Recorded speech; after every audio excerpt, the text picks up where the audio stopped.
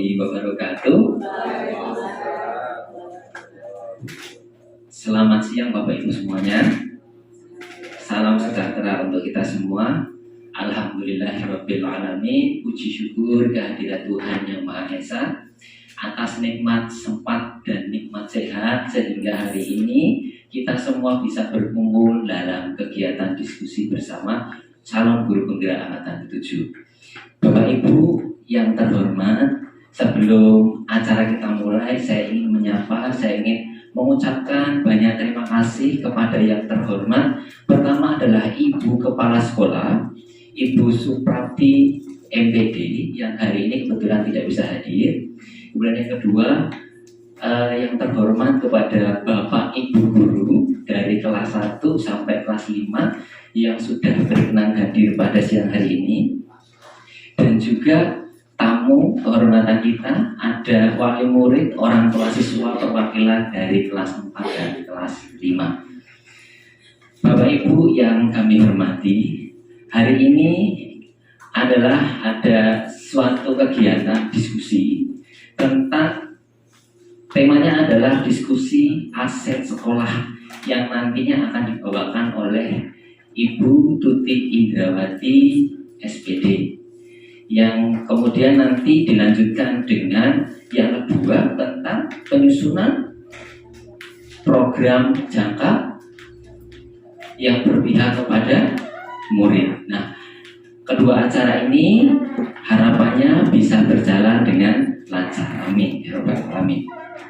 Bapak Ibu, sebelum kita mulai kegiatan pada siang hari ini, marilah kita berdoa agar kegiatan ini bisa berjalan dengan lancar dan sesuai dengan harapan kita. Marilah kita berdoa sesuai dengan agama dan kepercayaan kita masing-masing. Berdoa dipersilakan. Bismillahirrahmanirrahim. Berdoa selesai. Memasuki acara yang kedua, yaitu sebenarnya adalah motivasi dari Ibu Kepala Sekolah. Namun karena Ibu Kepala Sekolah tidak bisa hadir, maka kita lanjutkan ke acara yang ketiga, yaitu tentang paparan diskusi aset sekolah yang akan dibawakan oleh Ibu Tuti Indrawati. Tapi sebelum itu Bapak Ibu, biar kita semangat, ini ada satu Bu? Tepuk ya, tepuk biar Bapak Ibu guru di sini semangat. Tepuk apa Bu namanya Bu? Tadi tepuk wow. Ya, jadi gini Bapak Ibu, biar semangat nanti Bapak Ibu semuanya. Tak ajari dulu ya Bu ya, biar semangat. Tepuk wow. W. W. Wow, gitu ya. Tapi ekspresinya yang semangat. Oke, coba sekali. Tepuk wow. W. O. W. Wow, oke, terima kasih tepuk tangan dari kita semua. Baik Bapak Ibu, selanjutnya yaitu adalah paparan dari Ibu Tuti Indrawati. Silakan Ibu Tuti Indrawati untuk memaparkan materinya. Baik, terima kasih Pak Ade. Sebelumnya Assalamualaikum warahmatullahi wabarakatuh. Ibu, Bapak, Guru, dan karyawan SD Negeri Ungaran 1 Yogyakarta yang sangat saya hormati, Bapak, Ibu, perwakilan wali siswa dari kelas 4 dan kelas 5 yang saya hormati, pertama-tama marilah kita panjatkan puji syukur kehadirat Allah Subhanahu wa Ta'ala yang telah melimpahkan rahmat dan nikmatnya kepada kita, sehingga kita dapat bertemu di tempat ini dalam keadaan sehat tanpa kurang suatu apa. Kesehatan ini menjadi sesuatu yang sangat kita syukuri nih Bapak Ibu, di mana mungkin ketika ada keluarga kita yang sakit itu rasanya tidak enak banget. Jadi benar-benar nikmat sehat itu adalah nikmat yang sangat luar biasa. Pada siang hari ini saya mengundang Bapak Ibu untuk melakukan diskusi bersama-sama tentang aset sekolah. Nah, sebelum kita masuk ke diskusi tentang aset sekolah, mungkin dari Bapak Ibu Guru, selama ini aset sekolah yang tergambar di benak Bapak Ibu, aset sekolah itu apa Bapak Ibu? Sarpras, sarana dan prasarana. Jadi aset sekolah kita itu adalah sarana prasarana, apalagi ada laporan aset gitu ya, laporan sarpras apa saja yang sudah kita miliki. Nah, sambil menikmati paparan hari ini juga boleh disambing ya Bapak Ibu.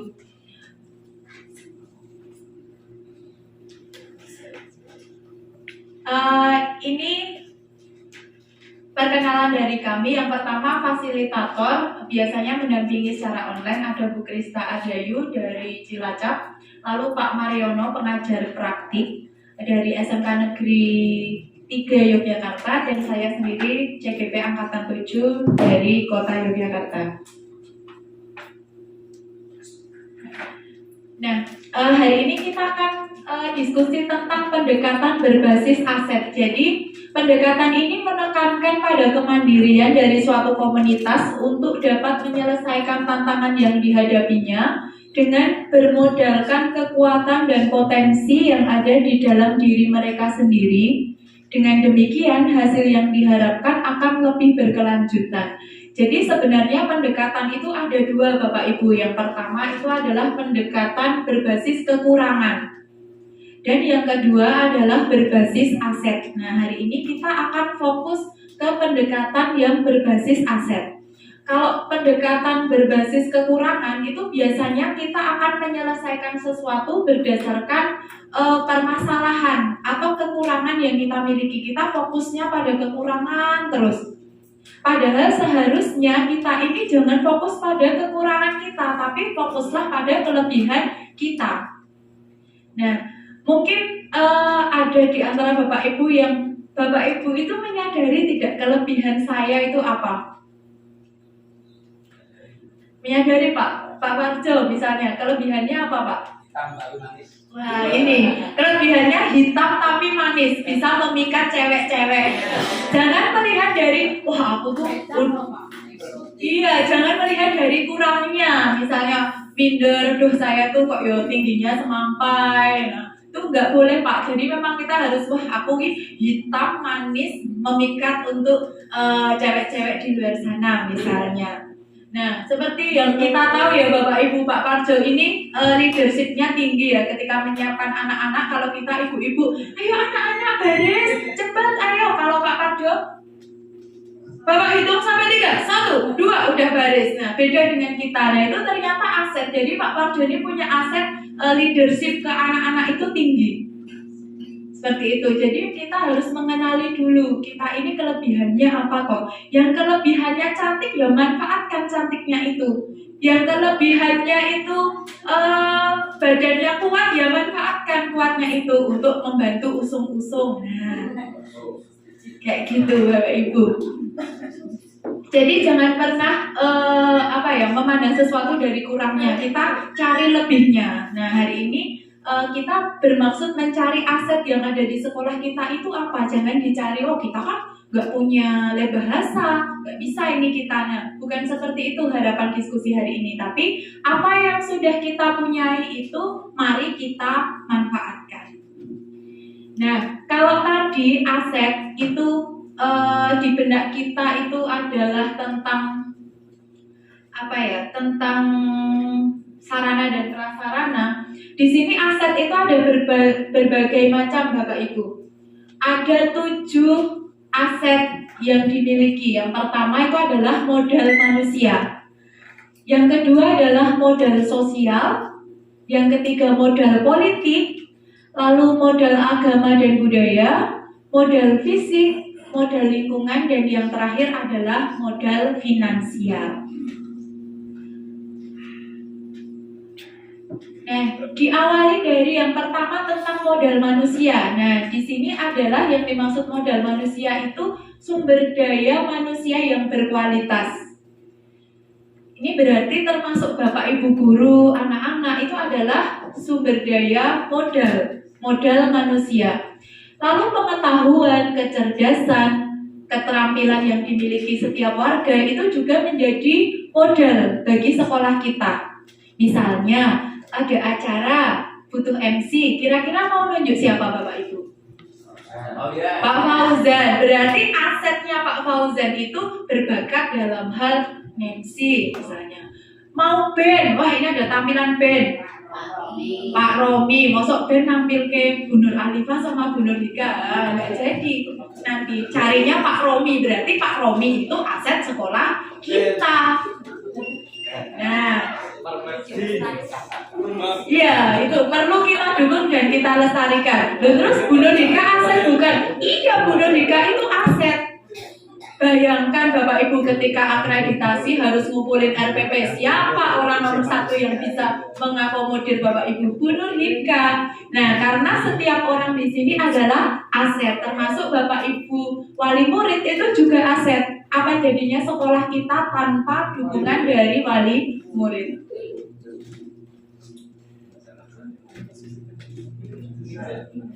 Nah, yang kedua adalah modal sosial. Modal sosial ini dimaknai sebagai norma dan aturan yang mengikat warga masyarakat yang ada di dalamnya dan mengatur pola perilaku warga. Jadi adanya aturan itu ternyata sebagai modal, karena kalau tidak ada aturan, ya apa jadinya suatu komunitas tanpa aturan? Semua akan menjadi kepala, semua akan menjadi pemimpin, semua akan dengan egonya masing-masing. Jadi harus ada aturan-aturannya sebagai modal sosial. Contoh modal sosial itu asosiasi. Nah, ternyata asosiasi atau perkumpulan itu bisa menjadi modal sosial. Misalnya PGRI. Nah, di sekolah kita kan juga ada perkumpulan-perkumpulan sosial, tapi bukan perkumpulan gosip nih Bapak Ibu. Yang kita yang mengarah ke arah yang positif. Nah, yang ketiga adalah modal politik. Nah, ini modal politik di sini bukan merah atau hijau atau biru, itu bukan, tapi hal yang berkaitan dengan kekuasaan dan kebijakan. Nah, di mana modal politik ini bersifat struktural. Kalau kita di sekolah berarti atasan kita itu siapa Bapak Ibu?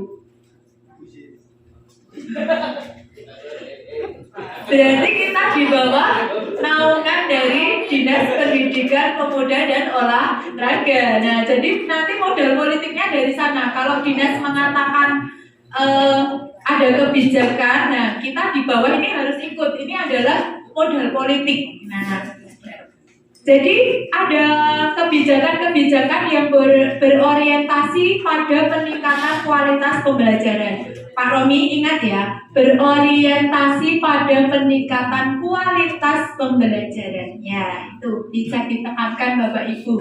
Jadi misalnya ada dari Dinas Kesehatan, ada edaran anak wajib imunisasi atau anak wajib mengikuti vaksin. Nah, sekolah bisa memanfaatkan hal itu, caranya dengan bekerja sama dengan puskesmas.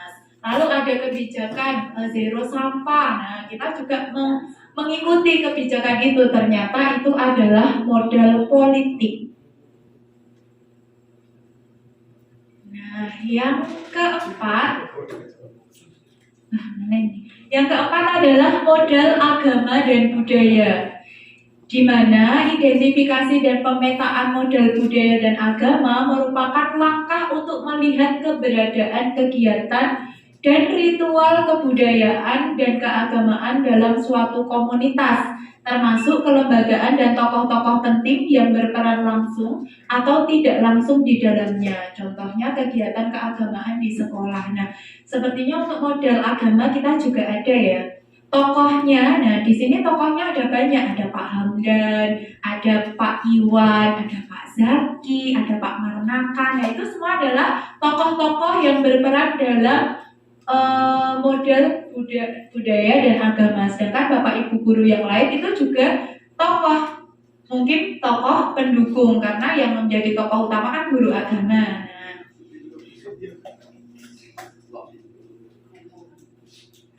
Lalu yang kelima itu adalah modal fisik. Nah, ini yang tadi kita bahas. Kalau selama ini kan kita fokusnya modal fisik. Modal fisik di sini dibagi menjadi dua. Yang pertama adalah bangunan, yang kedua adalah infrastruktur atau sarana prasarana. Nah, bangunan yang bisa digunakan untuk kelas atau lokasi melakukan proses pembelajaran, laboratorium, pertemuan, ataupun pelatihan itu semua adalah model bangunan. Kalau di sekolah kita insya Allah cukup komplit untuk kelasnya SD, gitu, Bapak Ibu. Lalu untuk infrastruktur ini adalah sarana prasarana ini yang mendukung, misalnya seperti saluran pembuangan, sistem air, mesin-mesin, jalan, jalur komunikasi, sarana pendukung pembelajaran, alat transportasi dan lain-lain. Nah, segala sesuatu yang bisa menunjang kegiatan pembelajaran ini masuk ke dalam Sarpras.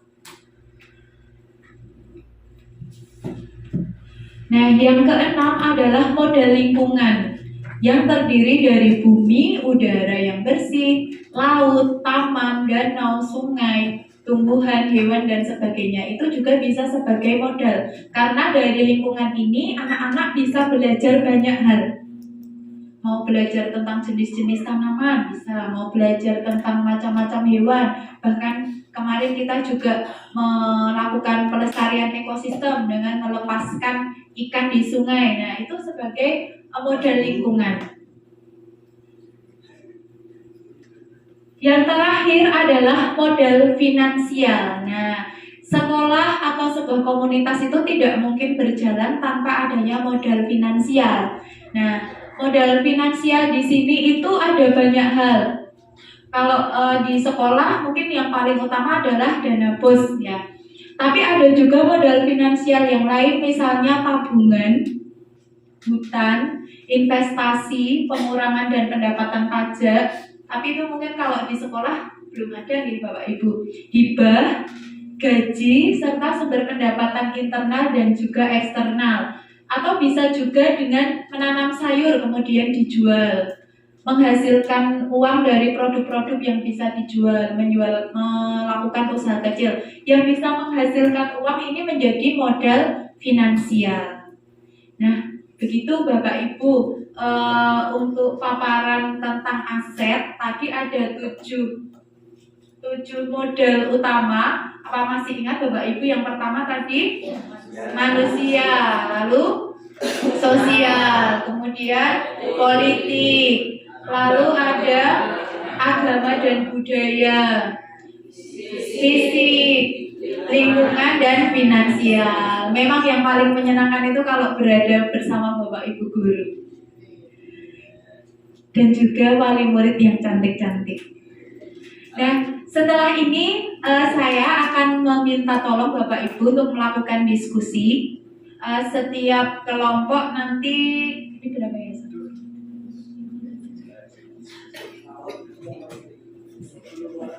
20, berarti 55 atau 44 Bapak Ibu nderek.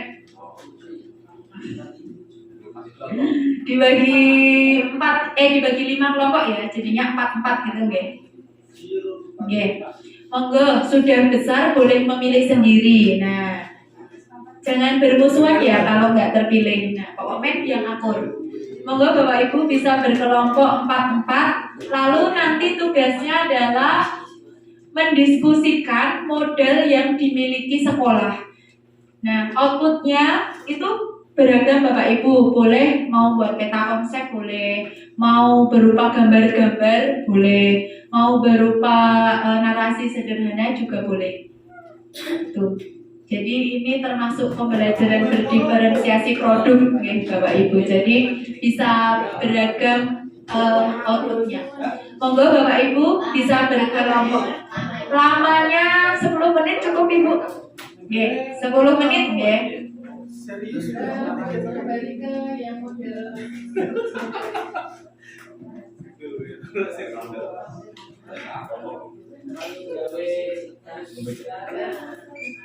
Ya.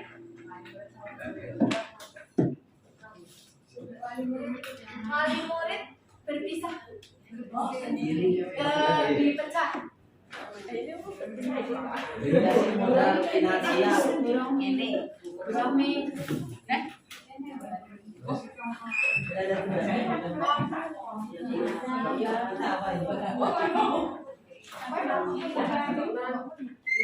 Serius.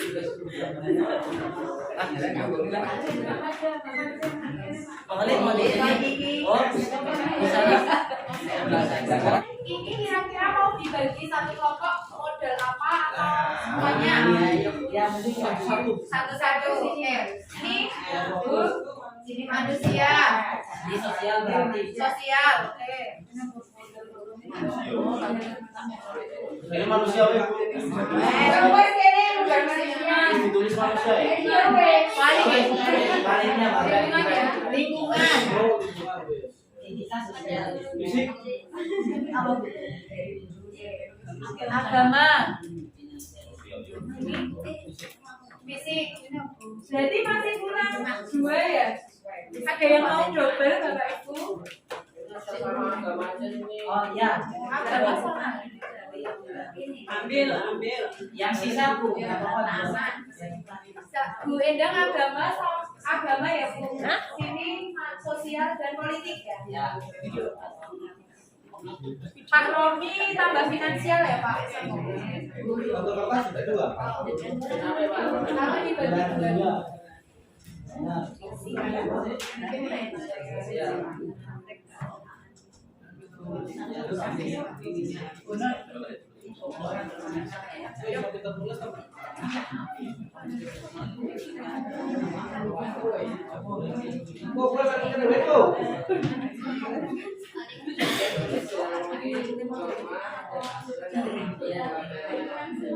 Oh ya, kasih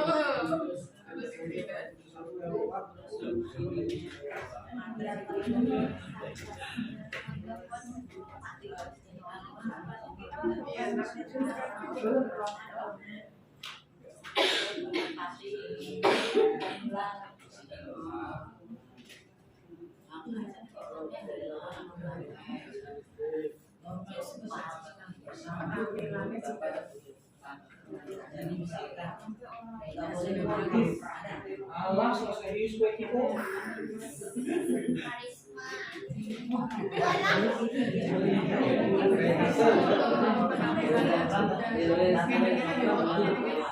Apa sih kamu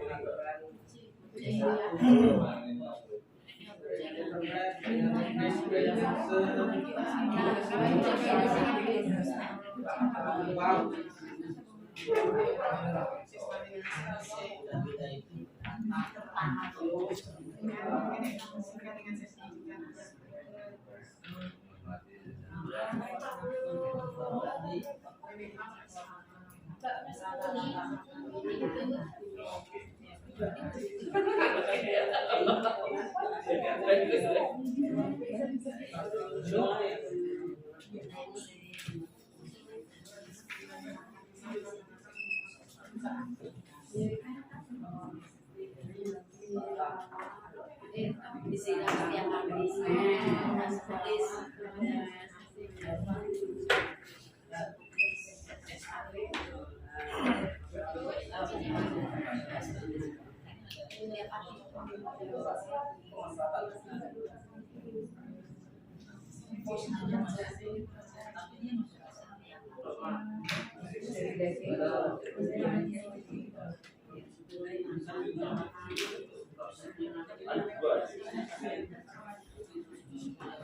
Yang selesai duluan dapat hadiah nggak Bu? Yang selesai duluan boleh tambah minumnya. Kita boleh pulang dulu? Tidak.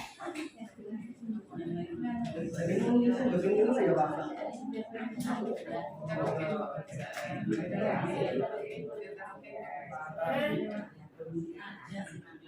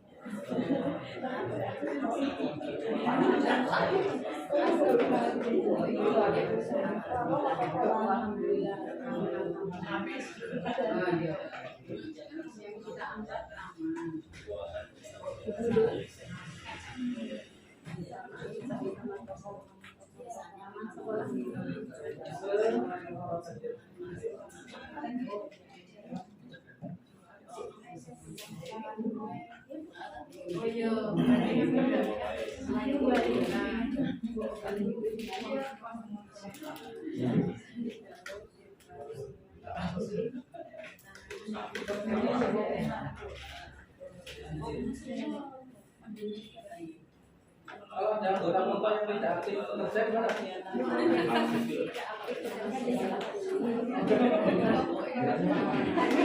Nggak dapat sertifikat, Pak. Malah makan pisang.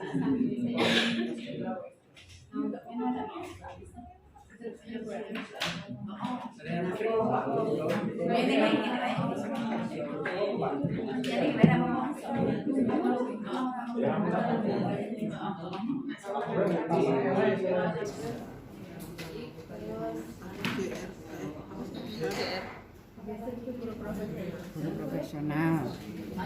Terus lho dedikasinya iki tinggi lho, disiplin barang lho. Pohon sawo, pohon jambu, pohon bayam, Ini catatan mau. apa iki? Ya aturan yang Ya aturan itu apa aja? Pak jaringan listrik. Telepon.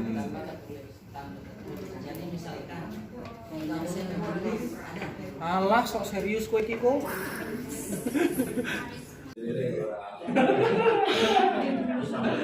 Sambil mengefektifkan waktu, mungkin ada yang mau presentasi dulu. Oh, kelompok itu sosial politik sospol. Apa yang megangin?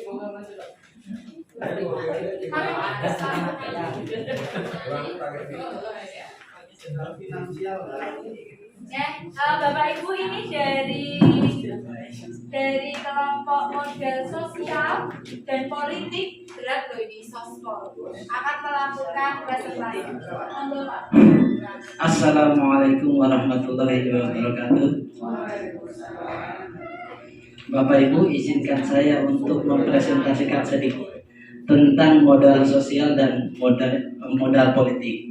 Yang pertama, modal sosial. Kita memetakan ada 3 modal sosial yang dimiliki oleh instansi atau sekolah.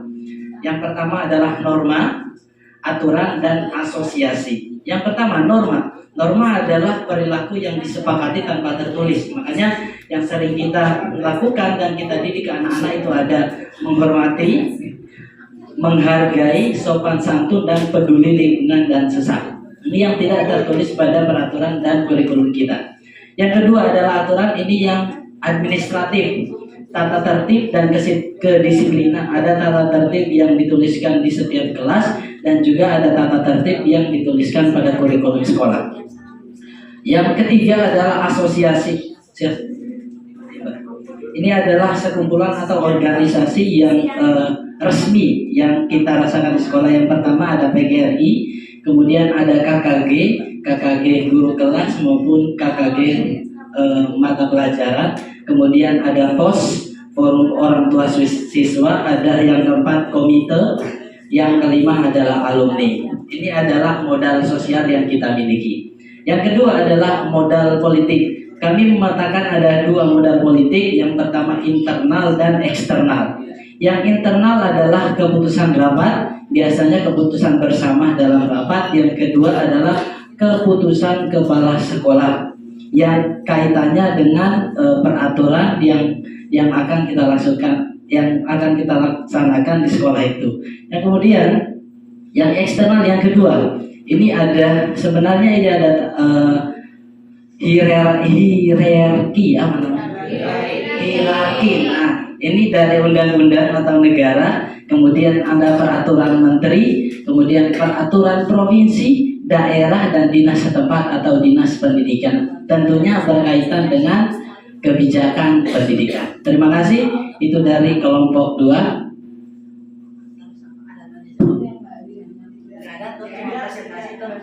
Saya cukupkan. Assalamualaikum warahmatullahi wabarakatuh.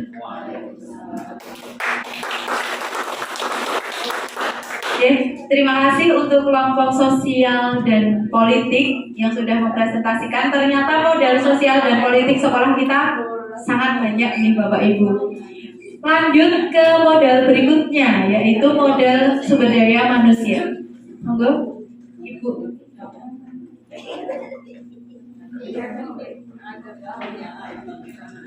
Baik, sebelumnya Assalamualaikum warahmatullahi wabarakatuh.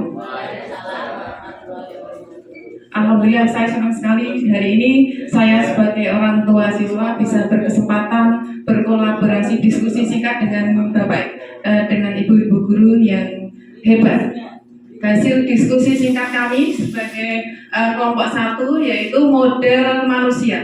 Model manusia kami diskusikan tadi bahwa Ungaran itu mempunyai 3 aset. Yang pertama guru, yang kedua siswa, dan yang ketiga adalah orang tua. Untuk guru, yang pertama, Bapak Ibu guru di SD Negeri Ungaran 1 itu mempunyai pendidikan minimalnya adalah S1. Jadi rata-rata udah S1. Yang kedua, yaitu jurusannya sudah linier. Jadi Bapak Ibu guru sebagai guru kelas pendidikannya yaitu sudah PGSD, sebagai besar sudah PGSD, yang guru agama juga sarjana agama. Berikutnya yaitu sudah profesional. Profesional di sini sudah dibuktikan Bapak Ibu guru sudah menerima TPG. Nah, itu yang ditunggu-tunggu ya. Yang berikutnya Bapak Ibu guru itu sudah berdedikasi yang tinggi, terus loyal, bertanggung jawab, dan bisa dipercaya. Bapak Ibu gurunya juga berkarisma. Untuk pendampingan bagi Bapak Ibu guru itu juga mendampingi bagi siswa yang kurang. Jadi ada pengayaan. Jadi usai anak-anak pulang sekolah, bagi anak-anak atau siswa yang kurang itu ada pendampingan dari Bapak Ibu gurunya. Saya lanjutkan yaitu untuk aset atau modal manusia yang kedua adalah siswa. Siswa SD Ungaran itu terseleksi dengan usia yang sudah matang. Jadi saat PPDB RTO itu siswa Ungaran sudah matang-matang usianya. Berikutnya yaitu pengetahuan dan berwawasan luas. Ketiga, bahwa siswa-siswa Ungaran itu mempunyai keterampilan tambahan. Jadi anak-anak itu sama orang tua disupport dengan tambahan atau les di luar. Itu akan sangat membantu potensi siswa kita. Berikutnya adalah disiplin. Terus anak-anak juga rapi dan sopan dalam berpakaian. Jadi tidak ada anak-anak Ungaran yang berpakaian lusuh atau kurang rapi. Berikutnya adalah dari orang tua. Pendidikan dari orang tua rata-rata minimal juga S1. Meskipun banyak juga yang sudah S2, S3, dan seterusnya. Terus orang tua support sistem terhadap semua program sekolah secara totalitas. Ini sudah dibuktikan dengan berbagai program sekolah. Misalnya ada Gebiar Ekskul, peringatan Hari Bumi, peringatan keagamaan atau HUT Kota Jogja itu adalah bisa berjalan dengan baik adalah dengan adanya support dari orang tua.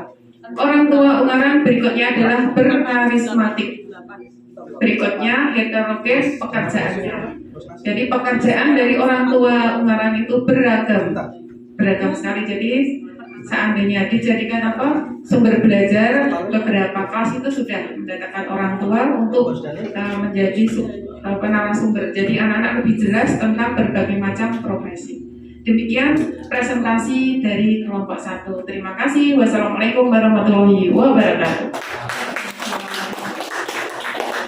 Luar biasa sekali nih Bapak Ibu presentasi dari kelompok 1 tentang sumber daya manusia, modal manusia. Ternyata modal manusianya ini ada guru-guru yang sudah profesional, ada siswa yang dari segi inputnya sudah luar biasa, ada juga wali siswa yang pendidikannya rata-rata tinggi, lalu pekerjaannya beragam. Jadi kalau Bapak Ibu guru kelas ingin mendatangkan guru tamu, bisa itu ambil dari orang tua siswa. Nah, terima kasih sekali Bapak Ibu. Mungkin untuk kelompok yang lain presentasinya ditunda dulu ya. Nanti kita lanjutkan ke yang kedua dulu. Nanti tetap dikumpulkan ya Bapak Ibu, akan menjadi dokumen.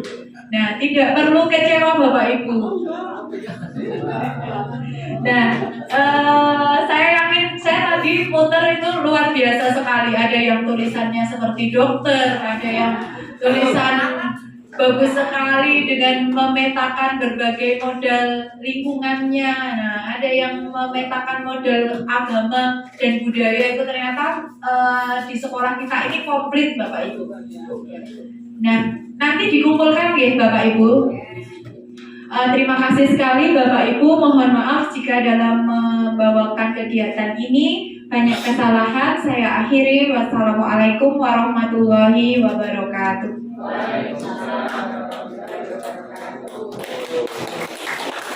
Ya, terima kasih Bu Ida. Kita beri pelajaran lebih meriah lagi. Mungkin itu Bapak Ibu yang kami hormati. Terima kasih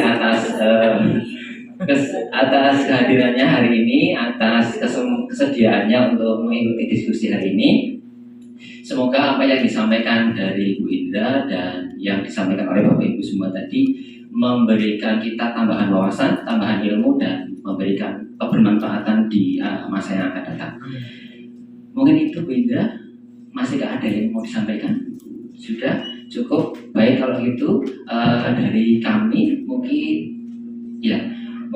dari kami kegiatan hari ini kita cukupkan dulu. Sekali lagi terima kasih kepada semuanya, dan marilah kita tutup kegiatan kita pada siang hari ini dengan berdoa. Dimohon posisinya untuk siap berdoa.